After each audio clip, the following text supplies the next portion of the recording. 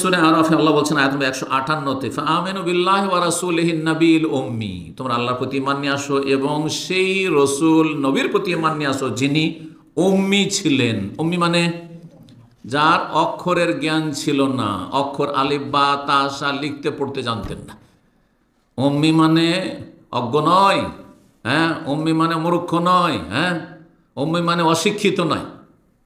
শিক্ষিত আক্ষরিক জ্ঞান না থাকা সত্ত্বেও হতে পারে, কারণ আল্লাহ রাব্বুল আলামিন রাসূলুল্লাহ সাল্লাল্লাহু আলাইহি ওয়াসাল্লামের কোনো শিক্ষক দুনিয়াতে রাখতে চাননি। কারণ কোনো শিক্ষক যদি থাকতো আর সে যদি ইসলাম কবুল না করতো, তাহলে বলতো ও তো কিছুই জানতো না, ওকে তো আমি পাঠ পড়িয়েছি, আলিফ বা তা সা পড়িয়েছি। এ কথা বলার কোনো মানুষ নেই। মুসলিমও যদি কেউ হইতো তাও বলতো যে আমি তো তার ওস্তাদ, ঠিক না? মানুষের মধ্যে কোনো ওস্তাদই রাখেনি আল্লাহ রাব্বুল এই হিকমতের জন্য। নবীর কোনো ওস্তাদ নেই, একমাত্র আল্লাহ রাব্বুল আসমান থেকে জিবরাইল আলাইহিস সালামকে পাঠিয়েছেন। জিবরাইল আলাইহিস সালামকে পাঠিয়েছেন যাতে কোনো মানুষের ইহসান অনুগ্রহ অবদান না থাকে রাসূলুল্লাহ সাল্লাল্লাহু আলাইহি ওয়াসাল্লাম। তো আল্লাহ রাব্বুল এখানে রাসূলের প্রতি ঈমান নিয়ে আসার কথা, আল্লাযী ইউমিনু বিল্লাহি ওয়া কালিমাতিহি ওয়াত্তাবিউহু, এবং তার অনুসরণ করা, এটিও একটি হক এখানে বর্ণনা করা হয়েছে, নবীর অনুসরণ। লাআল্লাকুম তাহতাদুন, তাহলেই তোমরা জান্নাতের রাস্তা পাবে। হেদায়েত মানে কি? সঠিক রাস্তা পাওয়া। কিসের রাস্তা? জান্নাতের রাস্তা। জি, এই জন্য হেদায়েত মানে জান্নাতের দিক নির্দেশনা, আর দলাল মানে রাস্তা হারিয়ে ফেলা, মানে জান্নাতের রাস্তা হারিয়ে ফেলা। জান্নাতের রাস্তা হারিয়ে ফেললে গন্তব্য স্থান জাহান্নাম, কারণ আখিরাতের দুটো জায়গা ছাড়া তৃতীয় কোনো জায়গা নেই। 2 নম্বর হক। আর তার সাথে বলি যে যখন আয়াত বললাম, হাদিস, বহু হাদিস রয়েছে রাসূলুল্লাহ সাল্লাল্লাহু আলাইহি ওয়াসাল্লাম প্রতি ঈমানের। তার মধ্যে জিবরাইল আলাইহিস সালাম এসে প্রশ্নকারীর বেশভূষা এসে বসলেন, আর অপরিচিত মানুষ আগন্তুক আসলেন আর নবী সাল্লাল্লাহু আলাইহি ওয়াসাল্লামের সামনে বসে গেলেন আদবের সাথে, আর জিজ্ঞাসা করেন কয়েকটি প্রশ্ন। তার মধ্যে একটি ছিল ঈমানের, ঈমান সম্পর্কে বলেন। তখন রাসূল কি বলেছিলেন? ঈমান 6টি বিষয়ের সমষ্টি, 6টি বিষয়ের নাম। আনতুমিনা বিল্লাহি ওয়া মালাইকাতিহি ওয়া কুতুবিহি ওয়া রুসুলিহি, রাসূলগণের প্রতি ঈমান নিয়ে আসবার সর্বশেষ রাসূল মুহাম্মদ সাল্লাল্লাহু আলাইহি ওয়াসাল্লাম। এছাড়াও বহু হাদিস রয়েছে। 2 নম্বর যে হক রাসূলুল্লাহ, সেটি কি?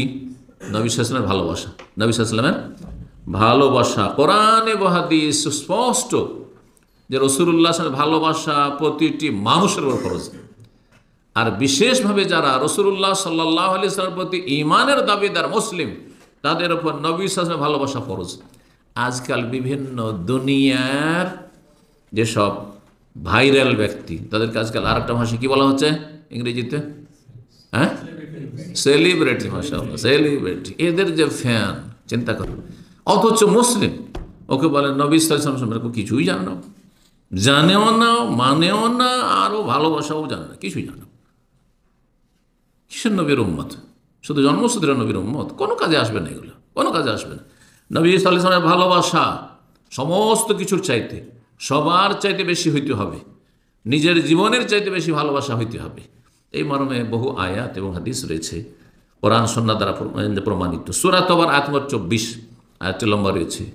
আল্লাহ বলছেন, কুল ইন কানা আবাউকুম, হে নবী তুমি মানব জাতিকে জানিয়ে দাও যে তোমাদের বাবারা, মানে তোমাদের পূর্বপুরুষ, বাপ দাদা নানা ওপরে যত আছে, তোমাদের বংশবলী পূর্বপুরুষ, আবনাও, তোমাদের সন্তানাদি, তোমাদের ছেলেমেয়েরা, ছেলেমেয়েদের ছেলেমেয়েরা, ওয়া ইখওয়ানুকুম, তোমাদের ভাই বোনেরা, ওয়া আজওয়াজুকুম, তোমাদের স্ত্রী স্বামীরা, ওয়া আশিরা, তোমাদের বংশবলী, ওয়া আমওয়ালুন, তোমাদের ধন সম্পদ, ইখতারাফতুমুহা, যেগুলি তোমরা উপার্জন করেছো, ওয়া তিজারাতুন তাখশাউনা কাসাদাহা, এবং তোমাদের ব্যবসা বাণিজ্য, যে ব্যবসা বাণিজ্য মন্দা হওয়ার সবসময় একটা চিন্তা লেগে থাকে, আশঙ্কা থাকে। যতই উন্নতি করুক ব্যবসায়ীরা, সবসময় একটা চিন্তা থাকে, কি জানি কখন যে ডাউন হয়ে যায়, কখন যে অবস্থা খারাপ হয়ে যায়, টেনশনে থাকে। এটি পার্থক্য সুদের সাথে ব্যবসার। সুদে কোনো চিন্তা নেই, টাকা দিয়েছি, টাকা ফিক্সড ডিপোজিট করেছি, মাসের মাস এত টাকা আসবে। এই জন্য সুদ হারাম, কোনো রিস্কও নেই, আর লাভ লসের কোনো নেই, লাভ ছাড়া লসের কোনো সম্ভাবনা নেই, আর কোনো চিন্তাও নেই। আচ্ছা, শ্রমও নেই। মানুষের এত একটা খারাপ স্বভাব রয়েছে যে মানুষ যদি শ্রমহীন হয়ে যায়, কর্মহীন হয়ে যায়, কাজকর্ম করে শুধু ঘুমায়, খাই দেয়, খাই দেয়, ঘুমায়, খাই দেয়, ঘুমায়, তাহলে ওর মতো বেকার কোনো কিছু নেই, একেবারে অকেজ হয়ে যাবে। তো সুদি সিস্টেম সেটি ব্যক্তি পর্যায়ে হোক আর ব্যাংকিং পর্যায়ে হোক, আন্তর্জাতিক বা জাতীয় পর্যায়ে হোক, এই সুদি সিস্টেম মানব জাতিকে কর্মহীন করে দেবে। আজকাল বহু মানুষের কথা শুনবেন, অমুসলিমদের মধ্যে তো অনেক আছে, হিন্দুদের মধ্যে আমি জানি, আর আপনার মুসলিম বহু পরিবার এরকম আছে, জমি জায়গা আছে, আর এইসব তো কিছু হচ্ছে না, বিক্রি করে ফিক্সড ডিপোজিট করে দিলাম, মাসে আমার সংসার চালাতে 20,000 30,000 টাকা খরচ হয়, এই যে ফিক্সড ডিপোজিট 5 লাখ টাকা করে দিয়েছি, 10 লাখ টাকা করে দিয়েছি, এর থেকে মাসের মাস 20-30 হাজার টাকা আসতে আছে, আমার সংসার চলতে আছে। বহু লোক এই অসৎ পথ ধরেছে, বুঝতে পেরেছেন? এতে কি হবে? ও তো জানছে যে মাসের মাস আসবে, ব্যাংক থেকে উঠিয়ে নিয়ে আসবো খাবো, ব্যাংক থেকে উঠিয়ে নিয়ে আসবো খাবো, জীবনে কোনোদিন কর্মঠ হইতে পারবে না। ইসলাম সেটা চায় না। মানুষকে আল্লাহ সৃষ্টি করেছেন, লাকাদ খালাকনাল ইনসানা ফি কাবাদ, দুনিয়াতে আপনাকে মেহনত করতে হবে, পরিশ্রম করতে হবে, শ্রম দিতে হবে, ব্রেন, বুদ্ধি, শরীর, স্বাস্থ্য ইত্যাদি, আপনার বিদ্যা বুদ্ধি লাগাইতে হবে, তারপরে দুনিয়া উপার্জন করতে হবে, তাহলে আপনি কখনো অকেজ হবেন না।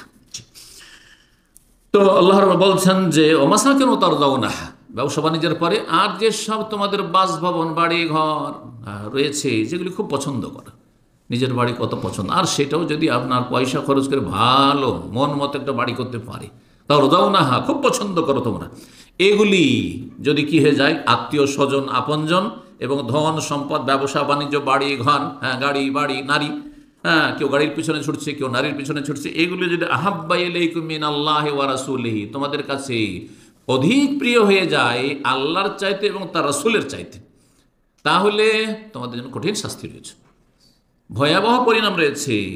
ও জিহাদিন ফি সাবিলিহি, আল্লাহর রাস্তার জিহাদ তো ভুলেই গেছো, বরং জিহাদের ওপর তো ইহুদিদের ফতোয়া মুসলিম সমাজেও চালু হয়ে গেছে যে জিহাদ মানে সন্ত্রাস। জিহাদ আর সন্ত্রাসে কোনো পার্থক্য অধিকাংশ মুসলিমরা করে না। জিহাদের জিম শুনলে মনে করে একটু সন্ত্রাস, অথচ জিহাদ আলাদা জিনিস আর সন্ত্রাস আলাদা। সন্ত্রাস আপন জায়গায় ঠিক আছে,